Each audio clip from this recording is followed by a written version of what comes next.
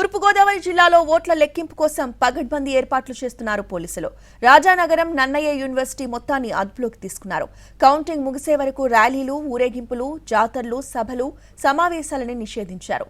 విద్వేషాలు, అల్లర్లు సృష్టించి శాంతి భద్రతలకి విఘాతం కలిగిస్తే చట్ట ప్రకారం కఠిన చర్యలు తప్పవని తూర్పుగోదావరి జిల్లా ఎస్పీ పి జగదీష్తో మా ప్రతినిధి Srinivas face to face. June 4వ తారీఖున జరగనున్న సార్వత్రిక ఎన్నికల ఓట్ల లెక్కింపు సంబంధించి పటిష్టమైన పోలీసు భద్రతా ఏర్పాట్లను చేపట్టడం జరిగింది. అయితే ఓట్ల లెక్కింపు ప్రక్రియ నిర్వహించే రాజానగరంలోని నన్నయ్య యూనివర్సిటీలోని మొత్తం రాజమండ్రి పార్లమెంట్ కానీ అలాగే 7 అసెంబ్లీ స్థానాలకు సంబంధించి ఒకే చోట ఓట్ల లెక్కింపు కార్యక్రమం నిర్వహిస్తున్న నేపథ్యంలో అక్కడ ముందస్తు భద్రతా ఏర్పాట్లను మన దగ్గర వివరించడానికి తూర్పుగోదావరి జిల్లా ఎస్పీ పి జగదీష్ గారు మన దగ్గర ఉన్నారు. ఆయన అడిగి తెలుసుకున్నాం. సార్, ఈ ఓట్ల లెక్కింపు సందర్భంగా ఎటువంటి భద్రతా ఏర్పాట్లు చేస్తున్నారు? మీకు అందరికీ తెలిసినట్టు జూన్ 4న మనకు కౌంటింగ్ అరేంజ్మెంట్స్ ఉన్నాయి. నన్నయ్య యూనివర్సిటీ మనం చూసుకున్నట్టయితే అక్కడ మనం 3 టైర్ కింద సెక్యూరిటీ అరేంజ్మెంట్స్ చేయడం జరిగింది. ఇనిషియల్గా సిఆర్పిఎఫ్ ఉంటారు, సెకండ్ లేయర్ కింద ఎస్ఏపీ ఉంటారు, ఏపీఎస్పీ ఉన్నారు, థర్డ్ లేయర్ కింద సివిల్ ఫోర్స్, ఏఆర్ ఫోర్స్ ఉంటారు.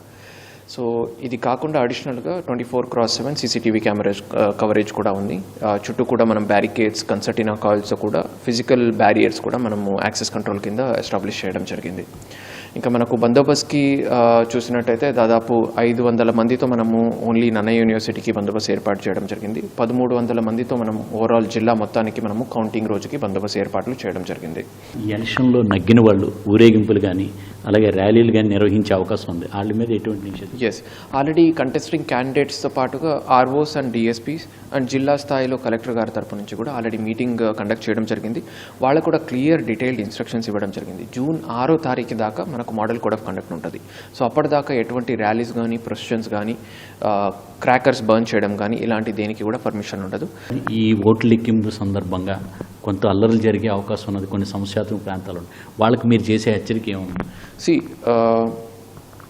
Election is a democratic and secret process. So దీంట్లో మనము unnecessary law and order issues కానీ వైలెన్స్కి మనం క్రియేట్ చేస్తున్నామంటే వాళ్ళ మీద చాలా కఠినమైన చర్యలు తీసుకోవడం జరుగుతుంది. వాళ్ళ మీద రిజిస్టర్ అయ్యేటట్టు కేసెస్ ప్రతి 5 సంవత్సరాలకి వాళ్ళని తీసుకొచ్చి బైండ్ ఓవర్ చేస్తారు. ప్రతి ఎలక్షన్ టైంలో వాళ్ళని తీసుకొచ్చి లోపల కూర్చోపెడతారు.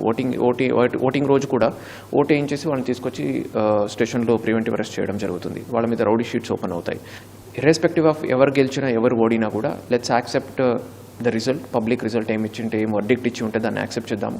ఐ హోప్ మనకు పబ్లిక్ అండ్ పొలిటికల్ పార్టీస్ అందరూ కూడా ఇదే రకంగా కోఆపరేట్ చేస్తారనుకుంటున్నాను. And further coming counting process కూడా మనం పీస్ఫుల్గా చేసుకుంటాం అనుకుంటున్నాను. Thank you.